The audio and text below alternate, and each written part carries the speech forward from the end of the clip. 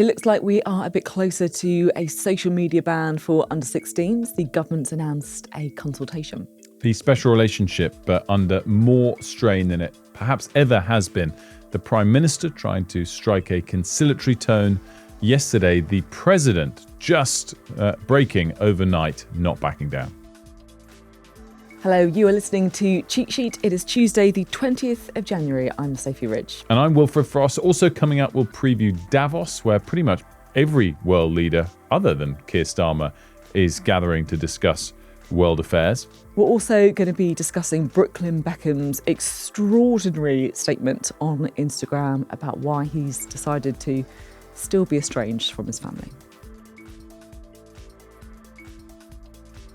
So should social media be banned for those under the age of 16 in this country, as it was done in Australia a month or so ago? Previously, the government said no. Now what? Yeah, it's interesting because it feels like they've been kind of resistant towards making any changes on this until today, because they have moved, and they've moved quite significantly. So on the ban for under 16s on social media, they've said that they are launching a consultation into that. So previously they've been like, we're just going to look at what Australia does. This is much more formal. This consultation will look into whether or not it's a good idea. They're also beefing up the advice for schools. They say that basically the banning mobile phones in schools and in classrooms should be the norm. If you're not doing it, then that's the exception. You need to kind of explain why. And also more guidance for parents as well on tougher rules on screen time for children too. I think that for lots of campaigners, they'll say the consultation isn't enough. They should just get on and do it now. Why don't they crack on with it? But look, this is certainly significant. And I think what it shows is Keir Starmer and Number 10 being influenced by campaigners and also, frankly, by their own MPs. Ironically, it comes on the day that the NSPCC, led by Ian Russell, the heroic and inspirational father of Molly Russell, who took her own life after viewing self-harm content online, came out against such a ban. He joined us on the programme yesterday. It's well worth watching that interview. It's on the RidgeandFrost YouTube channel, as to why he doesn't think it's the right move. Two key reasons to summarise. One was he thinks it'll push people into illegal areas. They'll get the content and then they'll feel scared to speak up about it. But he also made the point about it'll take too long, that this would require primary legislation, that various powers in the Online Safety Act exist for the government to act in other ways immediately. So really interesting point of view from Ian Russell. Interesting timing as well for the government. This isn't a U-turn. It's a sort of sensible step to consult. But ironically, the day they announce it, there's some people coming out then saying it might not be the right thing, but certainly an area to watch. The latest update on Greenland, it is more extraordinary rhetoric from Donald Trump being very, very aggressive, isn't it, Wilf, on his plans for Greenland. Yeah, so he's just, as we come to record this, stepping onto Air Force One, saying, we have to have it, they have to have this done, they can't protect Greenland. Speaking of Denmark, I guess, it goes on to say they're wonderful people, I know the leaders, they're good people, but doubling down on saying that he has to have it. Watching that press conference from the Prime Minister yesterday, I just had one thought, which was, if you're going to ultimately take what was some firm words to the US, but ultimately a conciliatory tone again. Ultimately, we're not actually going to do anything, despite have some firm words. He has to then, before February the 1st, get this extra tariff to be removed.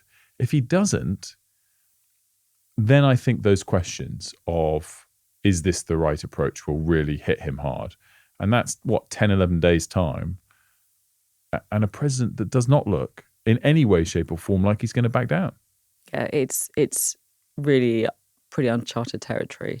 It feels a little bit like Keir Starmer is playing by the kind of old rules. You know, if you are nice, if you're diplomatic, if you engage in sensible conversations, all the kind of things he said yesterday, then you'll get a sensible outcome.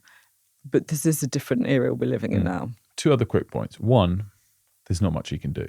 He's in a really difficult position. The EU does do a hell of a lot more trade with the US. They can impose sanctions Will it work or will it spiral out of control?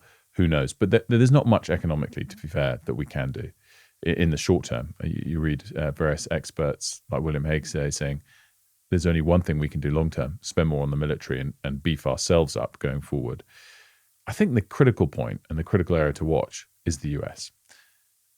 Various Republicans from the president's party across Congress are against these latest salvos. They may have been either for the salvo into Venezuela or at least willing to go quietly.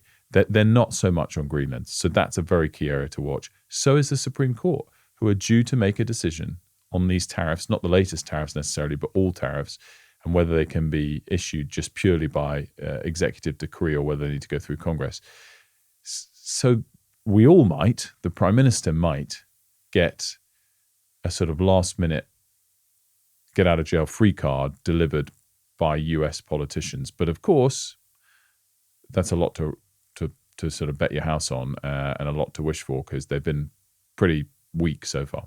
Public opinion, of course, comes into this as well, particularly for a Prime Minister, Keir Starmer, under an awful lot of domestic pressure. A new poll out today from YouGov, 67% of Brits would support retaliatory tariffs against the US in response. I mean, that is a big number, I have to say. And I do feel like it's something that may, cross Keir Starmer's desk this morning. It's a big number, but again, we economically, there's not much we can do. All of this comes as President Trump arrives in the small ski resort in Switzerland of Davos for the World Economic Forum, which has an extraordinary list of not just business leaders and finance ministers. This year, principal government leaders attending, by the way, not including Keir Starmer. Going for the UK is Rachel Reeves, Peter Carl, and a few others. So European leaders will probably get a chance to discuss all of this with Donald Trump in Davos. Gosh, we say this often, to be a fly on the wall. Can they get him to calm down? I mean, as we said from that statement just moments ago, it doesn't seem likely. This is, of course, the annual gathering, biggest probably gathering of business leaders. Rachel Reeves will be there. She has a few little announcements. So one's a visa fast-track system for international firms, saying that if you then go through to hire someone, we'll reimburse the fees you've paid to bring that person in.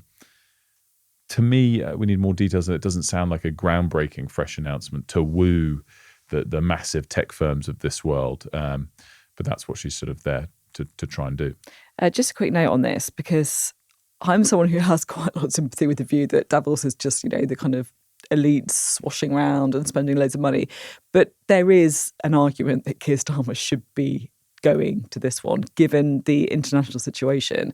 It feels kind of weird to me, I have to say, that given Greenland, given the fact he's trying to position himself as a Trump whisperer, Donald Trump is going, all these other world leaders are going, and he's not in the room. I couldn't agree more. By the way, I've been, and I have total sympathy for the fact that it's just a bunch of elites switching around with each other in the most absurdly remote place ever, preaching about things like climate change and dragging everyone up a tiny mountain. Absurd, but great.